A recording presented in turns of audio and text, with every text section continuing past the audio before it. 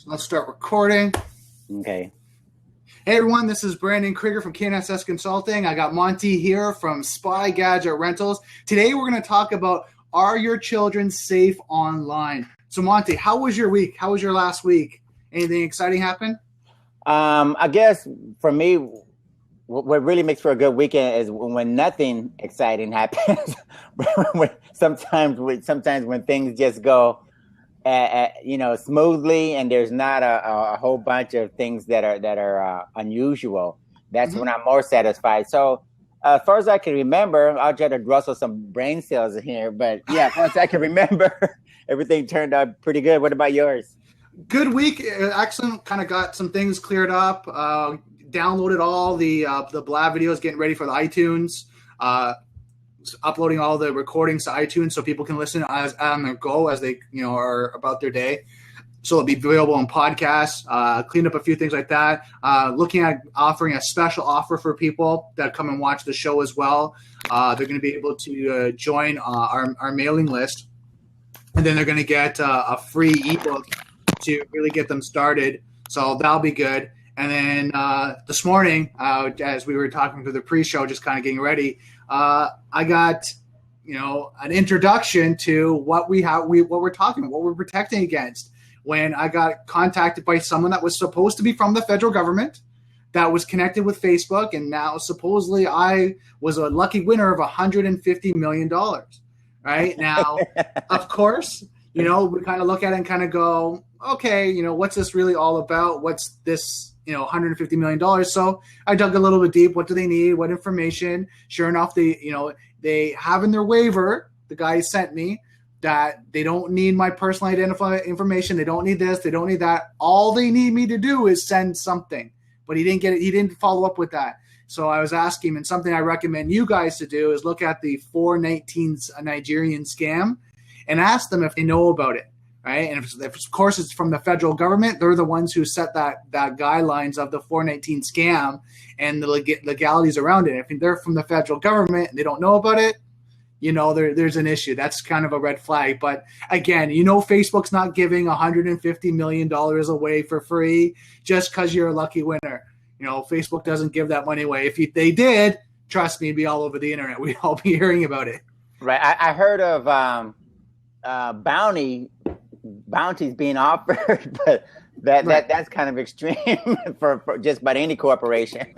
Oh yeah, we've heard of bounty programs, and if you guys are just watching this for the first time, bounty programs are programs where hackers go in and test different applications, different websites, and all that. And what they do is when they find a compromise, maybe a zero-day attack, whatever that may be, they capture all their information, they run kind of a report on what they're doing and provide the fixes, and then send that off to the company. And the company says, oh my God, that is worth $1,000, $5,000, $10,000. And then they write a check to that, ethical hacker to say, thank you so much for testing our system and hardening it, make sure.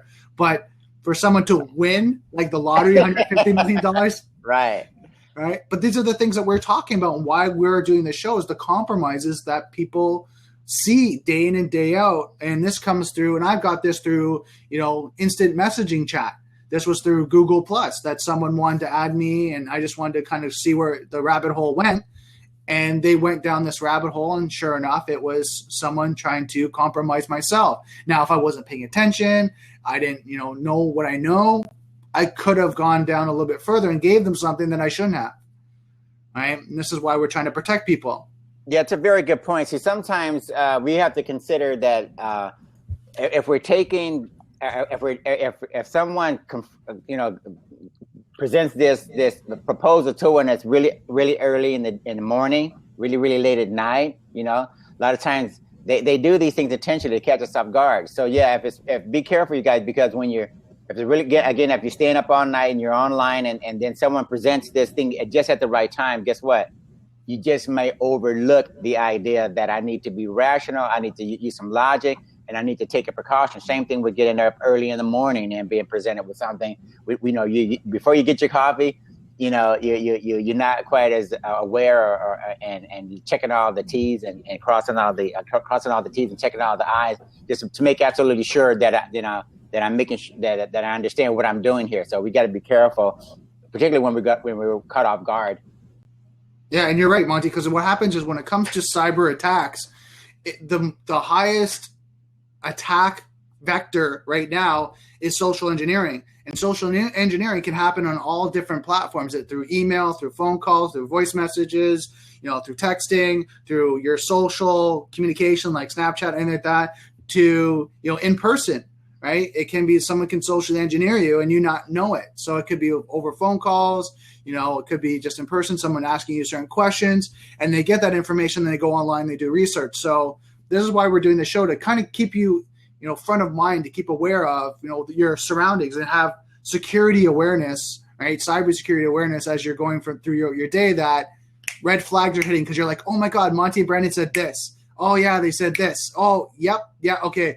I remember that from the last show, and it keeps you guys front of mind. So what happens is you never get caught because you're always like, I heard that one. Okay. Thanks a lot. No, I'm not interested.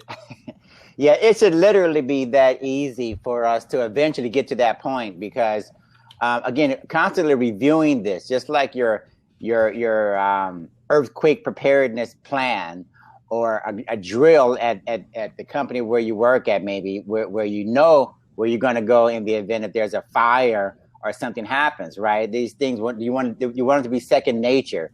So hopefully we'll get to the point where our cyber awareness, cyber literacy is the same. It's the same thing, right? You see a link that doesn't make quite sense to you. Somebody calls you over the phone and they're presenting this, outrageous opportunity for you, right? And then the children, which is what this blab is about. The children are presented with the same things. Just give me your name and your address or something, and I'm going to give you a very valuable prize, right? The online gaming accounts, for instance, humongous area of value, right? If I can hack into your child's gaming account, I can get the credit card information. I can get the names and address and all this valuable information. So not only do the parents have to make absolutely sure that this is second nature, when to pass this information along to the children as well. Exactly. So, I mean, you're transitioning, which is great. I mean, let's kind of jump into this topic. Is how do we take care of our children? Like, are children really safe online? Like, from everything that we see online with, their iPhones, their iPads, or Samsung devices, to their gaming, they're doing all these things, from kids from, 4 or 5 years old that are playing around with iPads to, our older teenagers. Are they really safe online? What do you think, Monty? Well, this is new area for a lot of us as parents. We need to make sure we understand that. See, when we were growing up, when we were coming up, we were instilled certain values within us, right? Be nice to people, be respectful, trust them, right? Try to shake hands with the person, give them a firm shake, acknowledge who you are, sir, ma'am, etc. Yeah. A lot of this is still within us, but I'm not quite sure whether or not this is translating very well into the generation where the kids are coming up. Because guess what? You're not reaching out so much, doing that personal having that personal human interaction. You're more than likely looking at a device, right? and if something happens to capture your attention, then you look up, then you try to figure out, how to acknowledge and how to be sociable. And believe it or not, we need to make sure that we remind the kids, look, there's something called social etiquette. There's something called looking at people and talking to people, and these things, sounds kind of basic and fundamental, but we shouldn't take it for granted because of the generational differences. Oh, exactly. I mean, both you and I, I'm sure, have gone through that, being polite, saying yes, please, yes, thank you, and then also sir, ma'am, calling someone by their last name if they're more of an elder, all these great things that we've learned as manners. Now we look at the things that are going on in today. I mean, they're very blunt, they're very direct, to the point. Can you give me this? Can you give me that? Kind of this. How can you kind of this? Trying to think of the word, but you feel entitled. That's what it. That entitlement, exactly. this is mine. This is, what I do. Now, what happens is, I think what happens for schooling, and I hope they're starting to do it, but I haven't really heard, is that you go through safety awareness when you're in school, right? Don't talk to strangers. You see someone you don't trust, you go to an authoritative figure that a medic, a police officer, a teacher, someone that the crossing guard, and you tell them what's going on. Well, those threats, these kids can see. They're visual. They're right there. That predator, that, pedophile, whatever, they can see that person. It's physical, right? If someone's threatening them.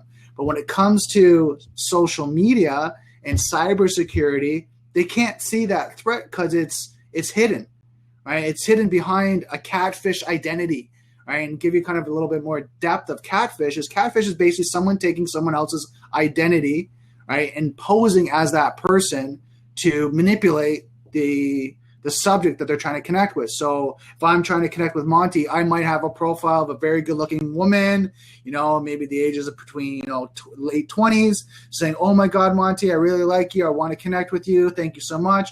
And Monty might be single, and he goes, "Oh, I'm going to connect with you. You're an attractive woman. You seem intelligent. I'm going to connect with you."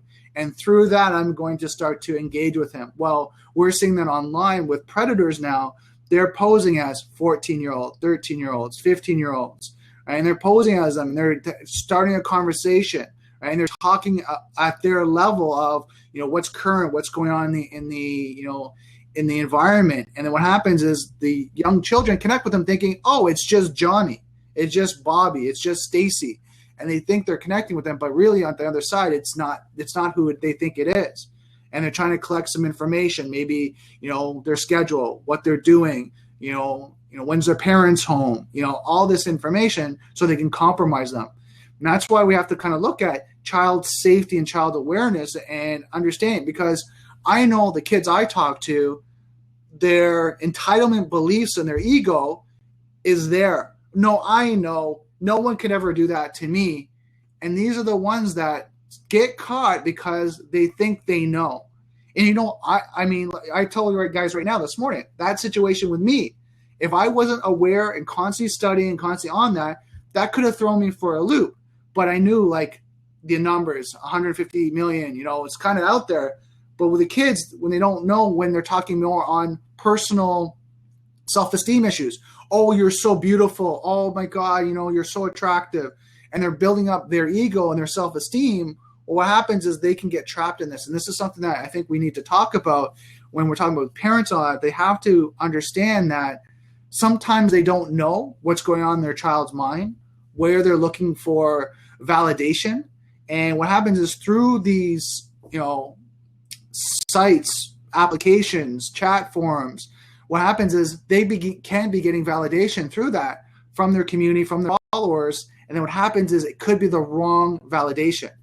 What do you think, Monty? Yeah, exactly. And what we really need to make sure that we convey to you guys is that, again, the differences in the digital world. See, a lot of times the kids, having grown up with these devices in their hands and this technology at their fingertips, they listen to the idea that, okay, my application quickly erases information. I can get a video, record a video or something and quickly send it to my friends. And guess what? It's going to disappear, right? It's going to be gone. My parents won't see it. Certain other people won't see it, and it's going to be gone, right? Well, exactly. as cybersecurity experts, we are here to tell you, no, it's not going to disappear. If I served a subpoena on Snapchat or if we went to Google, if we went to some of these major corporations, guess what? They're going to find a way to work with us. So yeah, and when a police officer comes knocking on your door, and they find out there's a naked picture of a minor on one device, then we're going to start knocking on the doors of everyone, and everyone is going to be put in a big line, and we're going to try to figure out who is going to be prosecuted for a felony. So just make sure you understand that some of these things, they go into these areas where you can't just backtrack and reverse it easily. Once the child predators enter into the paradigm, now we have to get serious. You just can't drop a case when there's minors being taken advantage of. So make sure you guys understand, It's not all about this new fancy app that tells me it's going to, delete the picture, delete the video, or the conversation is going to be gone, because servers are in the business of keeping information, okay, for the most part. So there's going to be a copy, there's going to be some evidence, some information somewhere. And again, once the subpoenas get served, they're going to start reappearing, trust me. Well, the other thing, talking about that, Monty, the challenge of that is that if you send me a picture, it might be on your server. But if I send that out or save it locally, now you've lost control of it. Exactly. So what happens is that what we don't see, and maybe some parents don't understand, is that when a child sends out a picture, right? Yes, you can delete it from the phone. You can delete it from the device. And like Monty's saying, it could be stored on their server. So if it's through their service provider, maybe it's on Facebook, it can be stored on their server. But say you go through the due diligence and you delete all that. You finally get it removed. You kind of go through that process. But who she shared it with, or he or she shared it with, it's on their system. And now if they download to their PC and share it out through their social net, now it starts to spider web out. And this is where you start to lose control. That now what do? How do you find that picture? Now you have to go through an internet search trying to find it and asking to be removed. And some companies, especially when you get like overseas and websites on that, it's extremely hard to remove. It's not impossible. It's just very hard and tedious now to try ask them to remove it, because if the company is in the United States, it might be a little bit easier. But if it's in Russia or Iran or whatever, now you have to try to go overseas and cannot contact them. And some of them will just say, no, we don't remove it. Good luck. Exactly. Right? So yeah, and now we have a new term. We got a term called sextortion, right? Mm-hmm. That's where the kids are told, look, I got a picture of you, and we broke up, okay, and I'm mad at you now, right? So I'm going to take this picture of us doing something that we should have been doing, and I'm going to put it out there, and unless you give me what I want, then I'm gonna make sure that everyone that everyone that I know, everyone on the planet gets a copy of this picture. So yeah, kids are being compelled to give up information. That's why we have to have this dialogue as parents with our kids to make sure that they understand. Look, there's going to be some weird things going on with technology and devices and the apps, and guess what? We're going to share information back and forth. I'm learning, you're learning. And see, parents are typically viewed as digital immigrants, and the kids are the gurus, all right? And so if we can put them in the position of telling them, look, if you guys can help me out as parents, help us out, what are you going through? Is someone trying to compel you to do certain things that you ordinarily wouldn't do, that you feel uncomfortable with? Maybe you have some questions, something in the back of your mind tells you that this is not right? So you sit down with your parents, and parents, we got to provide an environment where there is going to be that open communication, because me and Brandon, we can talk about technology, till the cows come home. But if you don't have that open communication with the parents, guess what's going to happen? They're going to be going out there doing all sorts of things and learning the hard way, and we're going to be kept in the dark. But if we can keep that dialogue going, now we can talk about, okay, what is it that's making you feel uncomfortable? What is it that's making you feel very angry to the point you got to act out, right? And then you can nip these things in the bud. Exactly. And then the other things we got to look at is you have to be in a state of not authoritative that you do this and you do that, but you have to inquire what they're doing and ask them to teach you so they feel comfortable that it's an open space. Because when they're younger, and this is what I've found, parents can to respond back to this and send us comments, but what I found is when you start to be an authoritative figure, their back gets up. No, Mom, you don't know this. I know what I'm doing. Versus if you get them to teach you, okay, so show me how you're doing this. And how does that work? No, I just want to know. And is this safe? Is it not? And if they start to tell you, they'll come into the conclusions themselves that, Mom, maybe it's not as safe as I thought it was. Oh, why do you think that? Well, because, Mom, since we've been talking, I actually thought, well, you let me know. Now, since we have this open dialogue, you let me know if you feel unsafe when you're doing this. I would recommend as a parent that you probably don't. Maybe you can try other applications, try other systems. And this is why we're having this conversation, because you got to be careful. And something Monty and I'll talk about is spyware, malware, adware. all these things that are on these applications that you might not know that is going through their phone. When they install this application, ask for access through the phone to say, can we have access to your contacts? Can you have access to your photos? Can we have access to your geolocation? And these are all compromises for your children as it goes through their device. And another area that we need to cover has to do with cyber thieves stealing the identities of children. And it's a very hot area. And the reason why it's a hot area is because when you think about it, if you're only 10 years old or something, you can be even a lot younger than that. But somewhere between the ages of 1 and probably 18 years old, you're an ideal target. Because if I can steal your identity, I got 18 years to use it. I can go out and get mortgages, buy cars, do all sorts of different things with your identity. And because, as minors, we don't monitor our credit scores, and parents, we typically don't think, okay, I need to actively take a look at their credit scores and profiles and such, because typically it wasn't an issue. But now cyber thieves are understanding that because no one is putting a lot of emphasis on looking at that information, now they're targeting it. So I can steal your identity as a minor, use it for probably 18 years, totally mess it up, and then guess what? When you finally get out of your parents' house, when you finally get that job, you want to get your first car, you want to get your first apartment or something, and the landlord or whoever is looking at, the employer is looking at this thing, and they're like, what is all these things that are going on with your history, right? Your background looks like there's all sorts of things going on here, right? Now you have to spend 2, 3, 4, 5, 6 years or whatever trying to fix something that you had absolutely nothing to do with. Mm-hmm. Yeah, I mean, in Canada, I know it's up to 6 years before any debt is removed from your credit report. So going along that line, I mean, you look at if you got a mortgage, anything along that line, someone got a mortgage, someone got a line of credit, someone got a Visa in your name, and they ran up a massive debt, well, it's going to take them either one, going into a debt consolidation, going bankrupt, or waiting until it clears off their debt report, right, their credit report. So, I mean, like you're saying, Monty, it's a threat. I mean, all these concerns are out there. And you look at like the difference between predators, like we talked about, identity theft for younger people.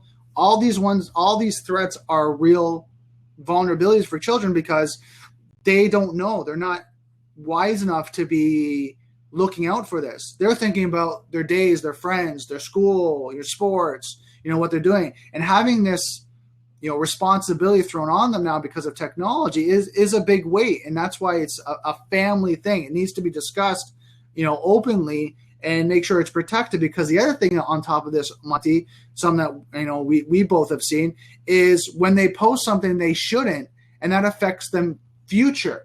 So for example, in their career, their business relationships, they post, gang signs, they post, them breaking into something. They post them smoking drugs or doing drugs or whatever that may be, or doing a crime. Well, now that's on the social sites. And what happens is later, when HR people are doing a crawl through their profiles online, right, and they see that, now they go, well, that person doesn't fit with our demographic. That person potentially can be a risk to our company. So we're not going to hire them. Now it can affect their career choices later on in their future. And this could be from them applying to school, right? Schools looking at them, and colleges and universities saying, okay, are they a right fit to our college, university? And they find that and they say, okay, hold on, no, they're the not right fit, to jobs later on when they're going through to their career searches and saying, hey, I like to work in this industry. And they go, and all of a sudden now the company goes, yeah, we're not interested. Now what happens is, what people don't know is the company won't come out and say, hey, we found this. You just won't get contacted. You won't get called back, so you won't know. So it's up to parents right now to really kind of think about this when they're looking at their children, of what they're doing when they're young, through their 4 to maybe 8 years old, to when they start to becoming like 10, 11, 12, and teenagers, when they start to kind of follow their friends and see what they're doing. If they're in the wrong crowd, it can affect them. It can affect them for their career now, because what happens, when I was listening to a blab yesterday, and one of the police officers were saying that I was watching this, was a police blab. They were talking about a lot of the criminals now that they see post out their event, what they're doing. They post out exactly, oh, hey, I just robbed this store. Hey, I got away with this. And they're posting it online. Well, kids are doing that. If you even want to see that the validity of this, go look at kids getting knocked out, fights, knocked outs, punches, and see how many kids are filming their fights, right? Their school fights on the schoolyard or with their friends, and how many people are filming that. And you think about that. Going forward, I see little Johnny getting into a fight and knocking someone out and yelling at him and saying, profanities. Is that the person I want in my company? Right? So we got to look at, your children have to be safe on the physical, the mental, the emotional, their financial, their career. All these aspects need to be looked at. Yeah, you can't really say enough about how you get involved with these activities early on and while you're growing up, and then they come back to haunt you later on. Because as experts, again, we always talk about data, right? Back up your data. Make sure that you know what you have and what you don't have. Where is it? How are you going to get in event of emergency and all that? But guess what? When it comes to children, they're not data. they're not bits and bytes. They're real people, right? So when a child messes up their future because we want to hang out and have fun and put these things online and everyone's going to see it and it's going to be a lot of fun, right? I'm going to be popular, because of this particular event. Well, guess what? As Brandon pointed out, when I go back and I take a look at some of the things that you're involved with, now I get to discriminate in terms of why I'm going to be looking at not you, but maybe the other person because, the certain activities that you're involved with. Mm-hmm. So you're talking about your future. So how do you make absolutely sure that you keep this you take this into consideration when you're doing the things that you do? Because, the era that we came up in, typically if it wasn't put on paper or somewhere like that, then it was going to be difficult, right? Mm-hmm. Maybe a court will expunge records. That means that before you become an adult, typically as a minor, your parent or someone can say, look, we're going to seal these records so that a lot of the crazy things that I was doing are going to be inaccessible to the majority of the people who are going to want to see it. But guess what? You don't expunge things so effectively online when they're saved on everyone's device, on everyone else's computer, on remote servers, located all over the planet. So we got to keep that. Let's talk about that, Monty, because it expunges, and that's a good point. Like expunge is like it's in one source of record. The files might be in one area, and then when you have we're talking about say police, right, in your criminal record and that record is in kind of a file that goes together and it stays secure. Well, when we talk about data of pictures, posts, images, you name it, like blog posts, videos, anything like that. When you do that, it's not in one location. It goes viral and is stored in multiple locations. So what happens is when it stores in those multiple locations and the hundreds of locations, now what happens is you lose control of it, and you don't know what to do. Now, on the positive side, if you're trying to build a business, you're trying to get some exposure, and you're doing some great things, yes, you want that to be shared out. But if you're maybe doing not the greatest things or something that's maybe negative or seen negative, and that goes viral and that's on multiple locations and servers and devices, what happens is now you lose control of it to be able to rear that back and delete that, remove that. And like Monty says, expunge it from the internet, remove it. That's why it's so important now to really kind of think of the consequences. I know I've talked to parents, I don't know about yourself, Monty, where they're kind of like nonchalant. Don't worry, it's not that bad. Well, right. We're not telling you it's the worst thing in the world. The thing is cause and effect. If that's something that they do, they're hanging out with the wrong crowd, they're doing the wrong thing, it can affect them later, cause and effect. Now, if you're willing to take that risk, that's up to you, right? We're saying, why take the risk? Why not be safe now? Do the right things now so you can, have a great future and growth and not try to solve your past challenges that you've done, indiscretions that you've done in your past that you have to now go back and try to fix. Now try to fix your identity, like almost like a PR campaign. You have to go back and fix your public record and say, oh, you know what? was young. I was naive. Yeah, I did that. That was really stupid, but I fixed that now. Imagine now going through it and having to explain that, having to fix that versus not doing it all or not posting or not making a public record. It's a lot easier to deal with. And I've talked to people that on both sides where they're like, you know what? It's taken me years to clear up, an incident that's happened in my past, and I had challenges. But now since it's clear, now they've gone through that pain. They go and say, you know what? I'll never do that again. I realize how bad it is. I'm kind of segueing into, but going back to the children and really talking specifically about them. I know when I went to Ottawa, and we talked about this a couple episodes ago, they were talking about that cyber tips hotline where they're getting 4,000. I'm just reading this out. 4,000 reports per month, 45,000 unique images. And they were talking about like child pornography. Children under the age of 12 were the ones getting compromised. And 50% of those reports were extreme sexual assault reports. So we're thinking these are all online cyber attacks that are happening. And you look at the numbers, 45,000 unique images per month. Like wow. That's scary, yeah. Right? Now you think how many kids are out there? If you think of 45,000 kids, right? How many kids are in school? How many kids are in your community? Think about how they're coming, and it's 50% of those kids, right? They get attacked, they get compromised, are extreme sexual assault. So now you're not even just talking about like they put a bad image in and they got sexual assault, which is bad, and I'm not saying it's not.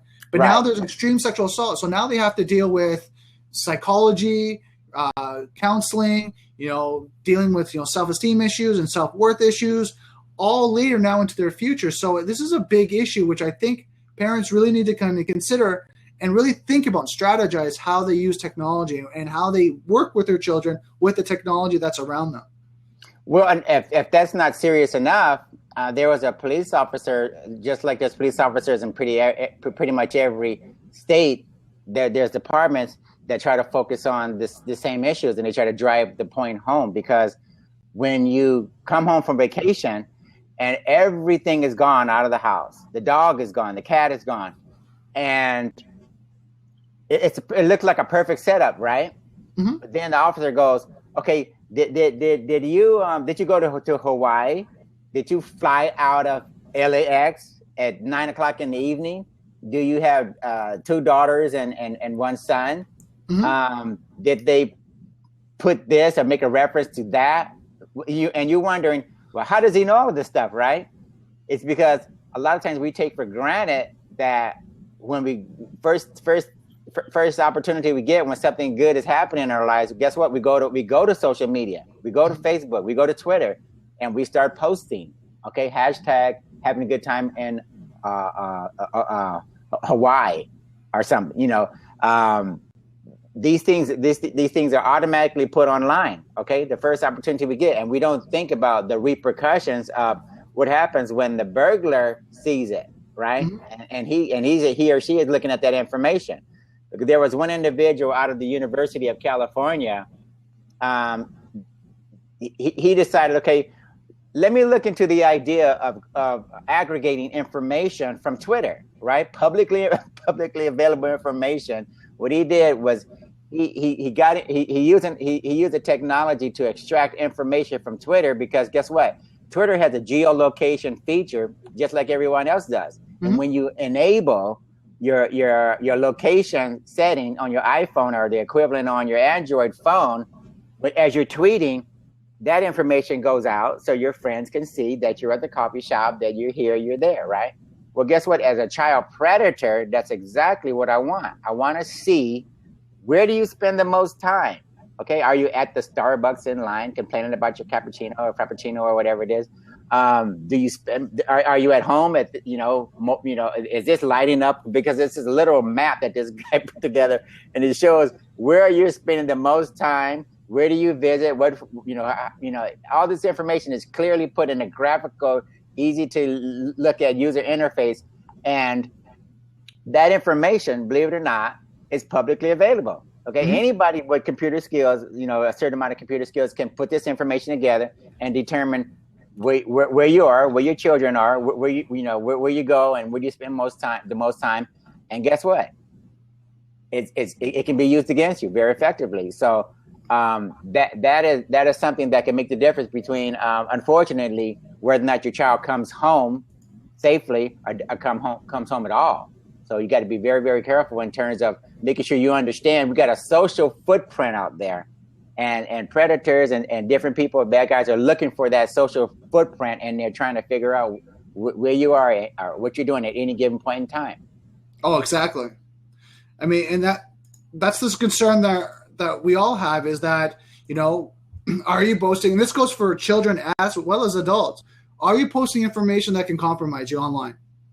Right? Now, kids are a little bit more tech savvy, where they're going to share, oh my God, I'm here at the shop. Oh, here I'm shopping at the store. Oh my God, I'm going on vacation. Oh, I'm doing this. Oh, look at the dolphin, or look at this and look at that. And they're going to post all these great images.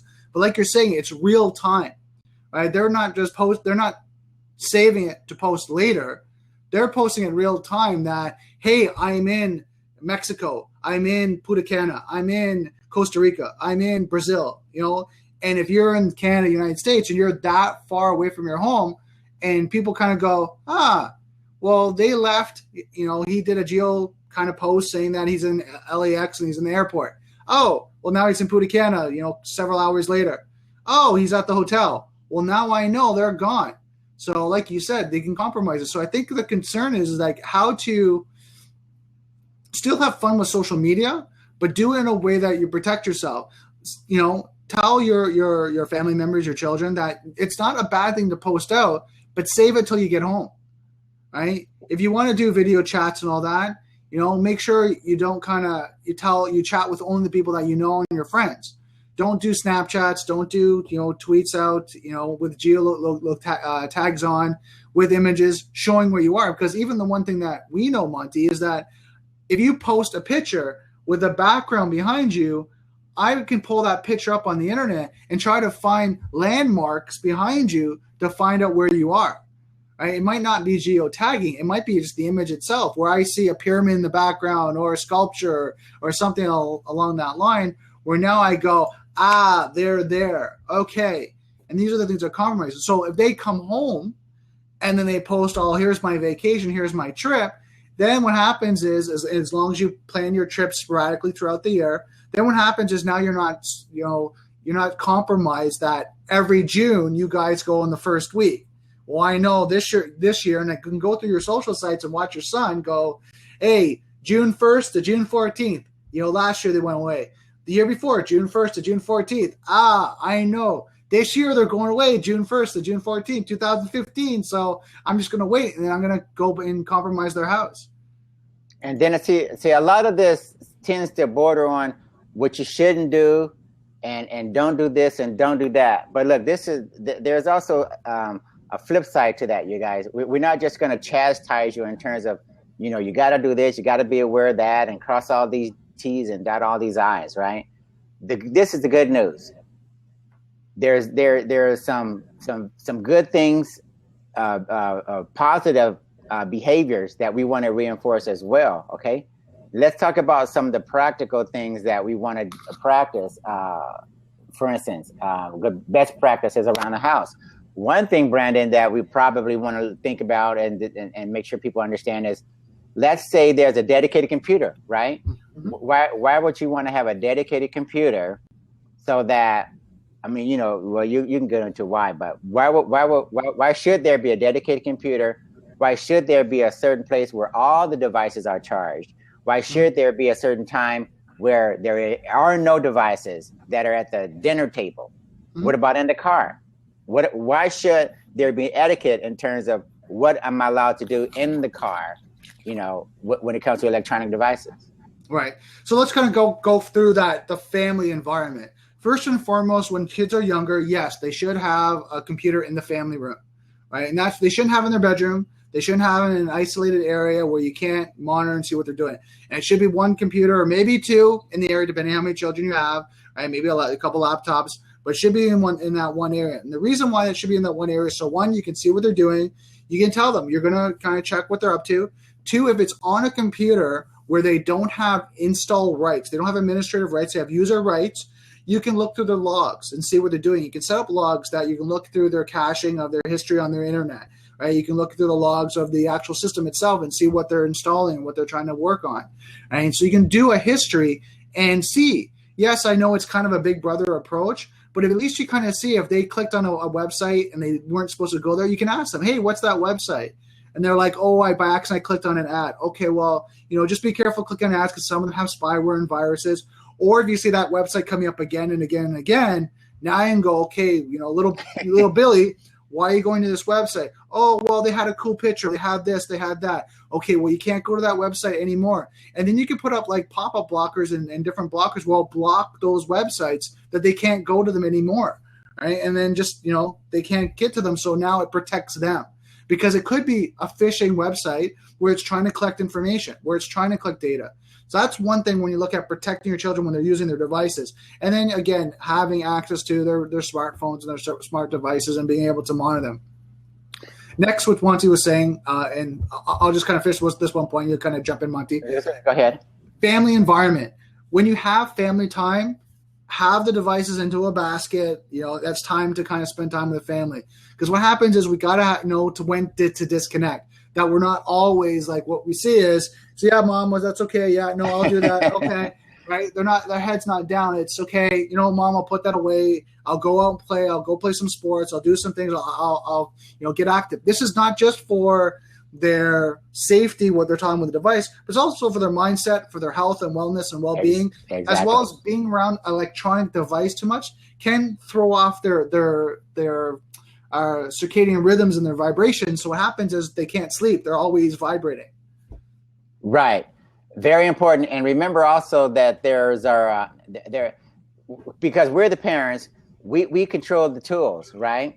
So when you set up the account, depending upon the service provider or the manufacturer of the phone, remember that, for instance, with Apple, if you have a family account, guess what? That means that when the son or daughter tries to download an app, I get a notification and I can approve or disapprove of the application, right?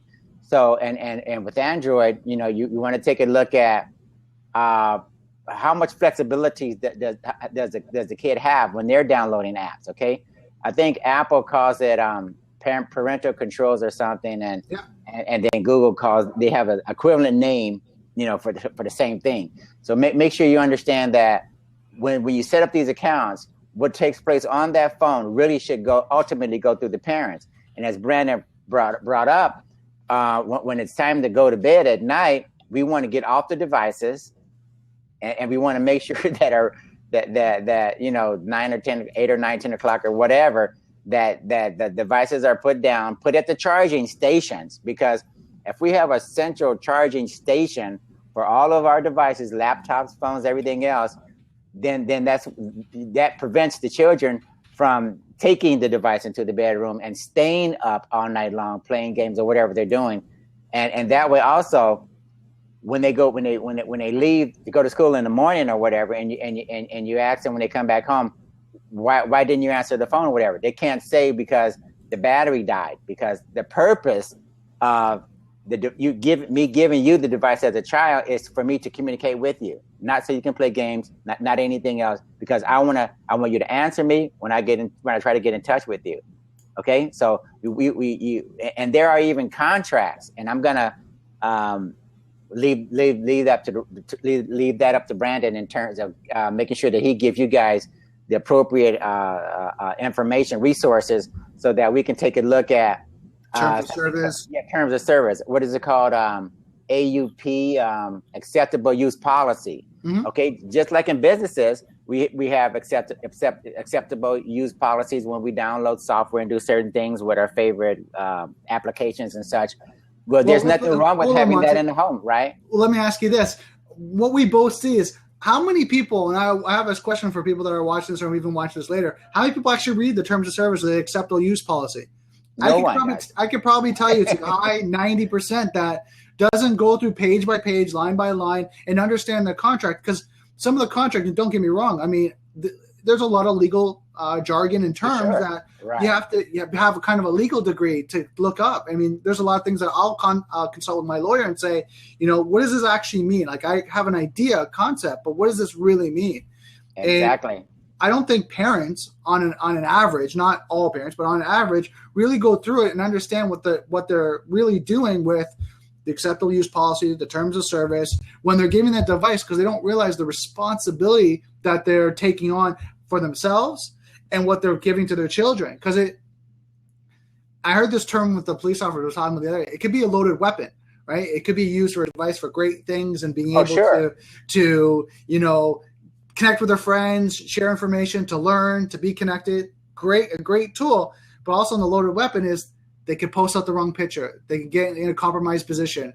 They can, set up, install an application that could wipe the device off. So you've got that two sides of the coin. So that's why the terms of service and the acceptable use policy is there.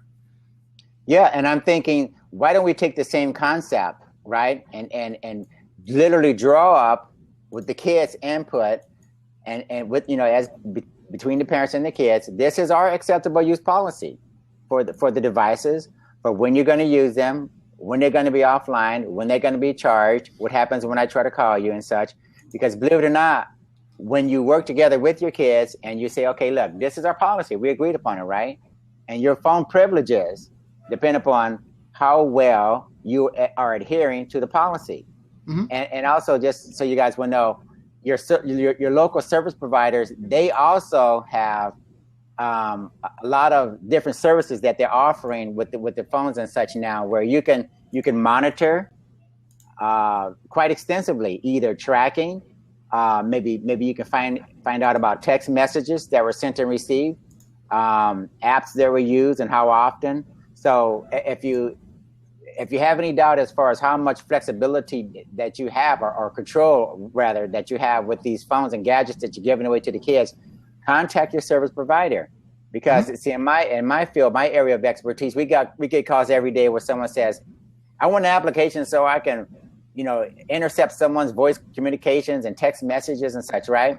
Well, that's an area where you can really get into a lot of trouble if you're mm-hmm. going to violate someone else's privacy. But on the other hand, if it's your phone and you're working with Verizon, you're working with T-Mobile, you're working with AT&T, they can tell you, oh, we have something called Chaperone. Maybe it's a tracking service, okay? Mm-hmm. Maybe they'll give you access to the tracking information for that child's phone. Maybe mm-hmm. they will allow you to get text messages and copies of text messages sent and received and all of that information. So try and understand your relationship with your service provider and see what they offer and take advantage of that. And then as your child gets older and gets more responsible, then there's less and less restrictions, right? But there's nothing wrong with having them prove it first. I would say as they get older, there's going to have more restrictions because as we know, as they get older, right. They start to go to parties, they start to connect with the crowds. When they're younger, it's probably easier, right? Because they're playing video games and they're having some fun. But as they get older, they can get in a little bit more trouble. Well, I'm thinking about the responsibilities because I want you to be able to be more responsible and demonstrate that, right? Mm-hmm. When you get to the point where you're leaving home more often, guess what? The securities that I'm putting in place as far as what happens with my Wi-Fi that I'm paying for as a parent, that no longer applies because now you're getting onto the internet. You're using cellular, you're using data, and a lot of what you're doing is going to be dictated by the fact that you're getting access to an outside service now. So mm-hmm. a lot of the precautions that we put in place at home, they don't extend very well once the kid starts spending more and more time away from home. So, but if we get that foundation where we understand that, you're learning, you're taking more responsibility. I feel more comfortable. You seem to demonstrate that you understand the how serious this is, and hopefully there will be a natural progression to the point where I don't have to worry so much because you're being responsible. Just like me giving you the key to the family car. Hopefully sooner or later you'll understand it could be a tool that could be used for something very, very bad and get in trouble, but it could be a tool used for something very productive, like going back and forth to work or whatever. Mm-hmm. Oh, for sure. I mean, great points, Monty. And that's why, we're having this discussion today is, just to educate parents on, cybersecurity and cyber awareness. So they're having the conversation. So they're doing the right things. So at least it starts the conversation in their own mind that they start asking, like you said, their service provider, the devices. Maybe they contact their local tech person, or if you guys have any questions, you can always contact me. I mean, I've created a group, the cybersecurity support group, where people can join in for, it's only $47 a month, where you can ask questions, you can ask the tech questions, you can ask about your technology and what you want to do. So what happens is very cost effective that people can go in and get support from the multiple people that are on my team when it provides support.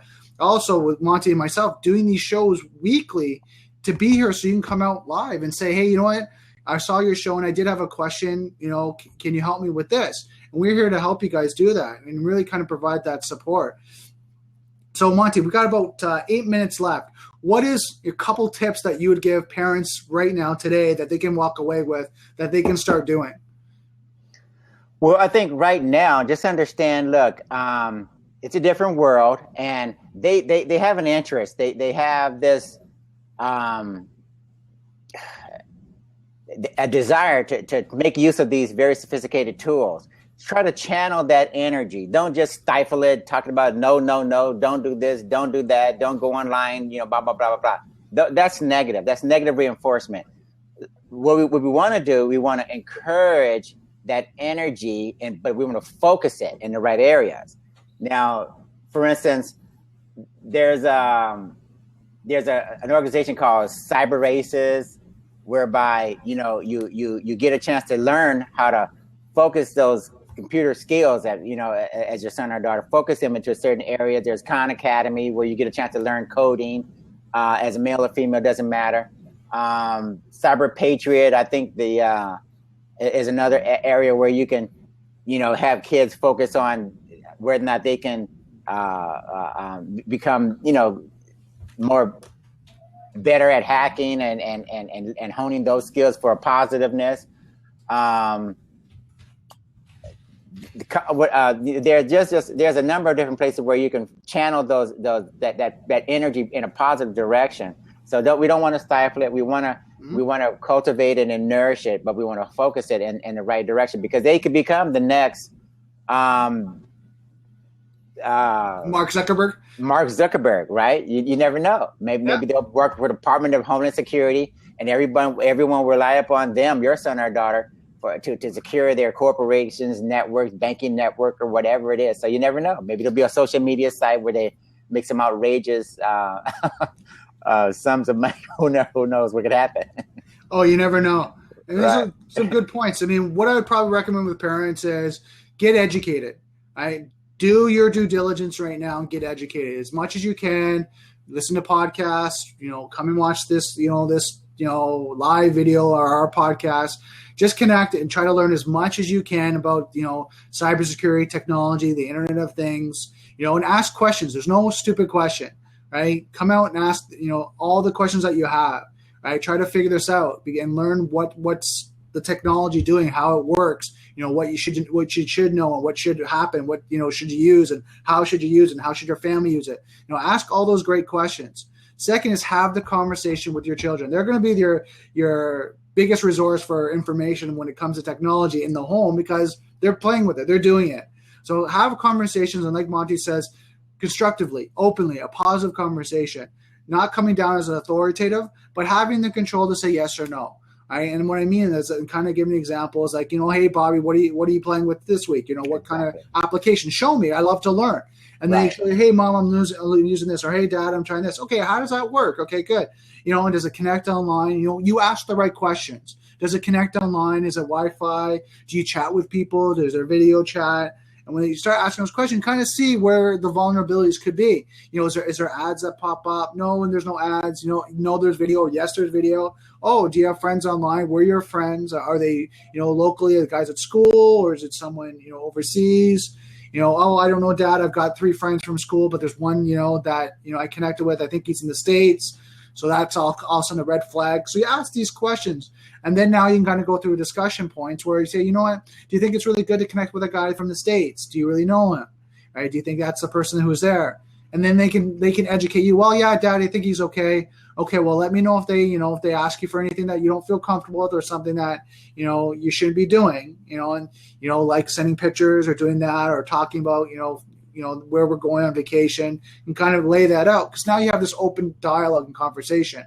And then, like we said, having the benchmark of when they're connected and when they're offline, right? Make sure there's a balance, a happy balance, because I think too many people are now tied to their devices. They're tied to some sort of technology, and making them understand that there's a time to use it, there's a benefit for using it, and there's a time to be disconnected and kind of go out and enjoy, the air, the birds, the bees, playing sports, being out in the sun, enjoying that, and giving that happy balance. Because then what happens is their identity, and I've seen this too much, is that their identity is attached to the device. Oh, Mom, Johnny's getting back to me. I have to be back home. I can't go out. I can't do that. Versus, let's go out. Let's go do this. Mom, I want to go to the park. I want to go play soccer. I want to do this. I'll just let me text Johnny, tell him I'm going to be over there, and, just let him know if he wants to come out and play with us, he can.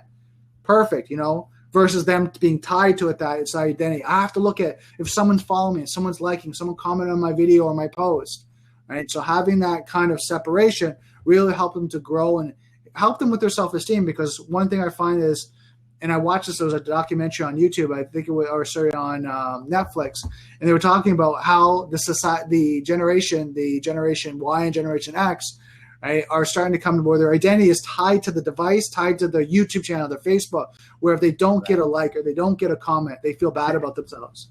Right. So those are all things I think parents kind of have to look at right now. And I guess the last thing that I want to add on, and I'm going to let Brandon wrap it up, is we barely scratched the surface, okay? Oh. When you play it back, make sure that you pay close attention to the various aspects, because each point that we cover, pretty much you can open up another chapter, okay? When it comes to the parent's role, setting an example, right? When I'm talking to my child, do I have a phone that's constantly going off? When I'm in the car, how am I behaving? Can I park my device and leave it there for 5 minutes while I have a real discussion with the kids? Is my identity associated with my device, or there's so much more that we could have crammed into an hour. And I want you guys to understand that when you play it back, when you contact Brandon, look into the various individual parts of the conversation that we've had, and make sure that you understand, as much as possible about what your service provider can offer you, mm-hmm. about parental controls that Apple may offer you versus what Google offers you. Mm-hmm. All of these are individual areas that he can explain in significant detail in terms of how you can get the most benefit out of them. So yeah, our hour does go by, but I think we tried to give you a lot of tools, a lot of information. Not all of it should be construed as negative in terms of what you have to do or whatever, but keep that communication dialogue open, because technology is only one very, very small part of the solution here. It's communication. Oh, for sure. And I mean, like kind of finishing this off, again, it affects mental, emotional, the physical aspect, the technology, the relationships, their future. So all those areas you got to look at, right? When you're looking at them connecting with technology. And remember, I mean, I talk about this as software is hackable, being connected is vulnerable. And like we said, like Monty said, we're not trying to scare you, but we want you to be educated. Because if you're educated, then you know, and then you can make good decisions. You can say, yes, I'm going to take that risk and try it. Or no, you know what? It's too much of a risk. I'm not going to do that. And I know why I'm doing that. And then you're educated. It's okay. It's not a bad decision versus you take a risk and now something happens and now you feel terrible about it. Now your identity is stolen, your child has been affected, something along that line. And what we want you to do is kind of say, you know what? I'm going to let them play this game. I know the risks on it. I've kind of secured as much as possible. Perfect. They can go out and do it, and they're educated about it. And that's what our goal is to make sure you have those tools, you have those kind of steps in your security practices that you know what to do, so then you can be safe and your family can be safe. Wow, cool. Good stuff. Awesome, Monty. So what are we going to talk about next week? I think we have to eventually take a look at what it means to probably online banking from a consumer perspective is one of those areas where a lot of people aren't quite comfortable, when it comes to do I bank online? If I do bank online, how is it going to impact me? And then me as a merchant, if I have a small business, for instance, and I'm taking credit cards from customers, I'm interacting with merchant processors and trying to make sure that I have good payment systems and I don't get scammed, every time I do a transaction. I think both of those are critical areas, and we probably should take a look at one or the other, maybe in two different segments, to make sure that people are comfortable with the idea of either paying as a consumer, doing your banking as a consumer, for instance, versus what happens in the merchant environment when I'm accepting credit cards and I'm trying to avoid scams and fraud and all of that online as well. Let's talk about online shopping. Okay, that's cool. Online shopping, yeah. Let's kind of cover online shopping because I agree with you. One of the things that people are not aware of is the total risk for online shopping, because companies now, and kind of just as a segue into this for next week, is companies don't really want you to know about the security risks. They don't want you to know about the hacks that are happening. What they want you to know is convenience, accessibility, all the benefits, but they don't really tell you about the risks. Wow, cool. All right, guys. So I hope you have a great week. Again, if you guys have any questions, you contact Monty at Monty Henry 1 or at Spy Gadget Rentals.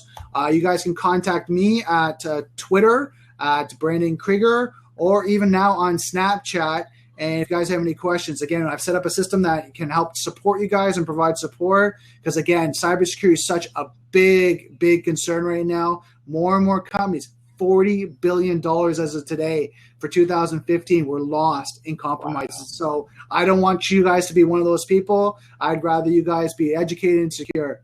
So guys, exactly. I hope you guys have a great week, and we'll talk to you guys next week. Good seeing you guys.